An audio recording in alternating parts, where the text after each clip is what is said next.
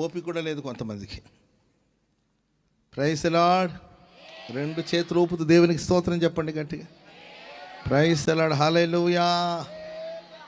ప్రేమైన వారలారా, వెళ్ళిన చోటెల్లా దేవుడు తనకు జయం ఇచ్చారు. ఎందుకంటే దేవుని వెంబడించే విషయంలో సందేహించలేదు. హిజ్కియా రాజు చరిత్ర మనం చూస్తూ వస్తే దేవుడు తనకి ఏ విషయాల్లో జయమిస్తూ వచ్చారంటే, మొట్టమొదటిగా సంఘం పాడైపోయిందండి. ఆ రోజుల్లో సంఘం పాడైపోయింది. సృష్టికర్తను ఆరాధించవలసిన మనుషులు సృష్టికర్తను విడిచిపెట్టి సృష్టి వైపు తిరిగారు. దేవుని మందిరాలు మూతబడ్డాయి. ఆ మందిరాలు ఆరాధన లేదు, ఆ మందిరంలో ప్రార్థన లేదు. వాళ్ళ నాన్న వాళ్ళ తండ్రిని బట్టి దేవుని మందిరాలు మూతబడిపోయింది, ఆరాధన లేదు. హిజ్కియా రాజు పరిపాలనకు వచ్చి రాక మునిపే ఆయన చేసిన పని ఏంటంటే దేవుని మందిరపు తలుపును తెరిచాడు. మరలా ధూపం వేసి యాజకులు వచ్చి ధూపం వేశారండి. దైవ కార్యాలు దేవుని మందిలో ప్రారంభించబడింది. చెప్పలు కూడా మందిరం గట్టిగా గట్టి గట్టి గట్టిగా గట్టిగా గట్టిగా హల్లెలూయా. ఆత్మీయ జీవితంలో ఒక విజయం, ఆత్మీయ జీవితంలో ఒక విజయం పొందాలి మనం. ఈరోజు దేహమే ఒక దేవాలయం, నీ హృదయమే దేవునికి ఒక దేవాలయం, నీ గుండె దేవుని యొక్క గుడి. ఆ గుడి తలుపులు మూయబడ్డాయా? ఆ గుడిలో ఆరాధన ఆగిపోయాయా? ఆ గుడిలో దేవునికి స్తుతి ఆరాధన అనేది ఆగిపోయాయా? ఉదయ సాయంకాలం స్తుతి నైవేద్యం అనేది ఆగిపోయాయా? కృతజ్ఞత లేకుండా పోయిందా నీ గుండెలో? నీ గుండె అనే గుడిలో కృతజ్ఞత లేకుండా పోయిందా? స్తుతి ఆరాధన లేకుండా పోయిందా? దేవుడు నివసించవలసిన ఆ గుండెలో ఈరోజు ఎవరు నివసిస్తున్నారు? తలుపులు మూయబడిపోయి చీకటితో నిండిపోయి, దుమ్ముందో ధూళి ఉందో బూజు ఉందో మనకు తెలియదండి. అంధకారపు శక్తులన్నీ కూడా అక్కడ ఆవరించిందేమో మనకు తెలీదు. కానీ ఆయన పరిపాలనకు వచ్చి రాక మునిపే గొప్ప విజయం. స్తోత్రం చెప్పండి అందరు గట్టిగా, చెప్పండి గట్టిగా హల్లెలూయా. ఓ దైవ కార్యం జరుగుతుందంటే ఆ దైవ కార్యానికి వ్యతిరేకంగా ఎన్నో దురాత్మ క్రియలు పనిచేస్తూ ఉంటుంది. మన పోరాడేది మనుషులతో కాదండి, ఆకాశ మండలాల్లో సంచరించే దురాత్మ సేనలతో. మీరు ఎప్పుడైనా మీరు గమనించారో లేదో, ప్రార్థనకు వెళ్ళేటప్పుడే ఏదో ఒక ఆటంకం, దేవుని సన్నిధికి వెళ్ళేటప్పుడు ఏదో ఆటంకాలు ఎదురవుతూ ఉంటుంది. దానికి కారణం ఏంటంటే అది మనకు దృశ్యంగా కనిపించకపోయినప్పటికీ అదృశ్యంగా ఏదో ఒక దురాత్మ క్రియ చేస్తూ ఉంటుంది. వాక్యం చదవనివ్వడు, ప్రార్థన చేయనివ్వడు, బాప్తిజం పొందనివ్వడు, పరిశుద్ధంగా ఉండనివ్వడు. నువ్వు పవిత్రంగా ఉండాలని సంకల్పించిన వెనువెంటనే నిన్ను పాపానికి ప్రేరేపించే కార్యాలు ఎన్నో నిన్ను వెతుక్కుంటూ వస్తుంది. నువ్వు భక్తిగా బ్రతకాలనుకుంటున్న సమయంలో నీ భక్తిని పాడు చేయాలని ఎన్నో కార్యాలు నీ జీవితంలో వస్తుంది. దానికి కారణం ఏంటంటే వెనకాల అదృశ్యంగా దురాత్మ క్రియలు పనిచేస్తూ ఉంటాయి. స్తోత్రం చెప్పండి అందరు గట్టిగా హల్లెలూయా. వాటి మీద విజయం పొందాడు. దేవుని మందిరపు తలుపు తెరవడానికి ఎన్నో ఆటంకాలు. ముందు ఆయన వెళ్ళి దేవుని మందిరపు తలుపు తెరిచాడు. దేవుని మందిరంలో ధూపం వేయడానికి ఎన్నో ఆటంకాలు. వెళ్ళి ధూపం వేశారు. లేవీలను ఏర్పాటు చేశాడు, యాజకులు సమకూర్చాడు.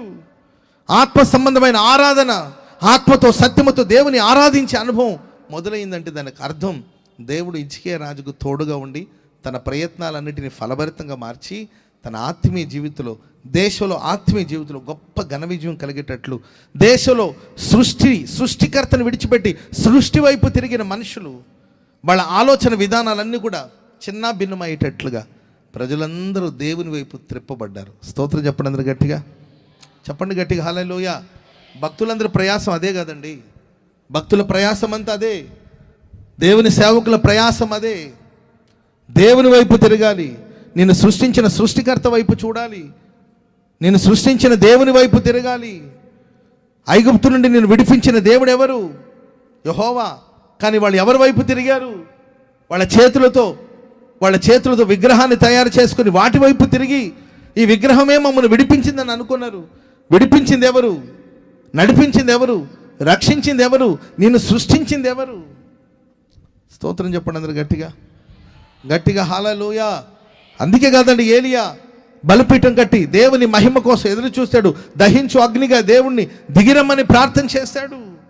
ఎందుకంటే దేశంలో కల్మషం, దేశంలో అపవిత్రత, దేశంలో క్షామం రావడానికి, దేశం శాపగ్రస్తమైన దేశముగా మారడానికి గల కారణాలు ఏంటంటే దేవునికి చెందవలసిన మహిమను దేవునికి చెందనివ్వకుండా, దేవునికి అందించవలసిన ఆరాధన దేవునికి అందనివ్వకుండా అపవాది క్రియలు దేశంలో నిండిపోయి, దేశం క్షామంతో నిండిపోయి 3.5 సంవత్సరం భూమి మీద వర్షం లేక క్షామంతో కరువుతో దేశం కొనసాగించబడుతున్న కర్మేలు పర్వతం మీద ప్రజలందరినీ సమకూర్చి బలిపీఠం కట్టి దేవుని యొక్క మహిమ, దేవుని యొక్క శక్తి, దహించు అగ్నిని దేవుడు బలిపీఠం మీద దిగి రావడం, దేశంలో ఉన్న కల్మషమంతా తొలగిపోయిందండి.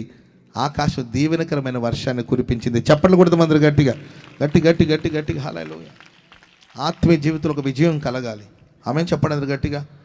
ప్రార్థనకి వెళ్తున్నామండి, పెద్ద ముసుకేస్తున్నామండి, పెద్ద బైబిల్ పట్టామండి, స్టిక్కర్ కూడా వేసామండి, ప్రైజ్ లార్డ్, మేము ప్రార్థనకి వెళ్తున్నాం అంటే కాదు. నీ ఆత్మీయ జీవితం నిజంగా నీ విజయం పొందావా? నీ ఆత్మ వర్ధిల్లుతూ ఉందా? లేకపోతే నీ ఆత్మ అపవాది చేతిలో బానిసత్వంలోనికి వెళ్ళిపోయిందా? దేవుని చేతిలో ఉండవలసిన నీవు దేవుని చేతిలో ఉన్నావా? సాతాను చేతిలో ఉన్నావా? దేవాలయంలో వెలుగు నింపబడేటట్లు తన ఆత్మీయ జీవితమే కాదండి, దేశంలో ఉన్న వాళ్ళందరి ఆత్మీయ జీవితం ప్రకాశించింది. శత్రుక్రియలన్నిటి మీద విజయం పొందాడు హిజ్కియా రాజు. బైబిల్ సెలవిస్తుంది, మన దేవుని వెంబడిస్తే మనల్ని కానీ, మన కుటుంబాలను కానీ, మన సంఘాలను కానీ దేవుడు ఆశీర్వదిస్తాడు. మన ఇళ్లలో, మన జీవితాల్లో, మన బ్రతుకులో వెలుగు నింపబడుతుంది. ఆమేన్ చెప్పండి అందరూ గట్టిగా. మనతో ఉన్న వాళ్ళందరూ ఆత్మతో సత్యమతో ప్రభుని ఆరాధన చేస్తారు. మీరు చూడండి, నాకు కొన్నిసార్లు గమనిస్తూ ఉంటాను, చిన్న పిల్లలు ముసుకేసుకొని చప్పట్లు కొట్టుకుని ఎగురుతూ ఉంటారు. చిన్న పిల్లలు తల మీద ముసుకేసుకొని చప్పట్లు కొడుతూ ఎగురుతూ ఉంటారు. ఎవరిని చూసి నేర్చుకుని ఉంటుంది అమ్మాయి? ఎవరిని చూసి నేర్చుకునేదంటే అమ్మ యేసయ్యని వెంబడిస్తుందండి. ఆ అమ్మని అమ్మాయి వెంబడిస్తూ ఉంది. ఆమేన్ చెప్పండి అందరూ గట్టిగా. పోలంటే నేను క్రీస్తును పోలి నడుచుకుంటున్నాను, మీరు నన్ను పోలి నడుచుకోండి. ఆమె యేసన్ గారు ఎప్పుడు చెప్తూ ఉంటారు, ఒక పనస పండు కథ చెప్తూ ఉంటారు. తల్లి బట్టలు ఉతకడానికి కోసం చంటి బిడ్డను తీసుకుని ఆ నది ఒడ్డుకి వెళ్ళిందంట. సరే, బిడ్డ నిద్రపోతున్నట్టుంది చంటి బిడ్డ. ఆ గట్టు మీద పడుకోబెట్టి, ఆ నది ఒడ్డు మీద ఆ చిన్న బిడ్డను ఒక గుడ్డతో చుట్టి పడుకోబెట్టి ఈమె వచ్చి బట్టలు ఉదుకుతూ ఉందండి. బట్టలు ఉదుకుతుంటే వాగు అనుకుంటా, వాగు వచ్చినట్టుంది, నది పొంగి ప్రవహిస్తూ ఉంది. ఆ వాగులో ఎక్కడుండో ఒక పనస పండు ఆ నీళ్ళలో కొట్టుకెళ్తూ ఉందంట.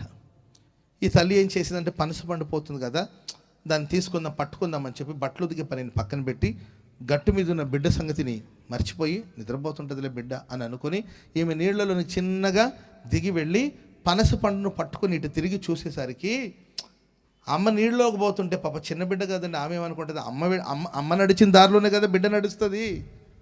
ఆ చంటి బిడ్డ కూడా అలాగే పాక్కుంటూ వచ్చి చిన్న బిడ్డ, ఆ బిడ్డ కూడా అలాగే ప్రాకుతూ వచ్చి నీళ్ళలోనికి వచ్చింది.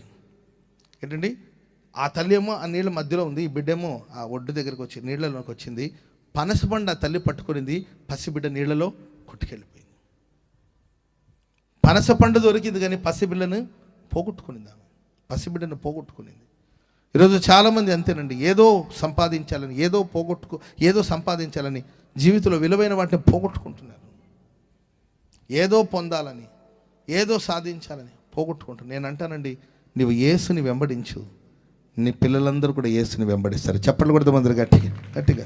హిజ్కియా దేవుని వెంబడించాడు, దేశమంతా దేవుని వెంబడించడం ప్రారంభించాడు. ఏలియా దేవుని పక్షాన నిలబడ్డాడు, ప్రజలందరూ కూడా దేవుని పక్షాన నిలబడ్డారు. ఆత్మీయ జీవితంలో ఒక విజయం.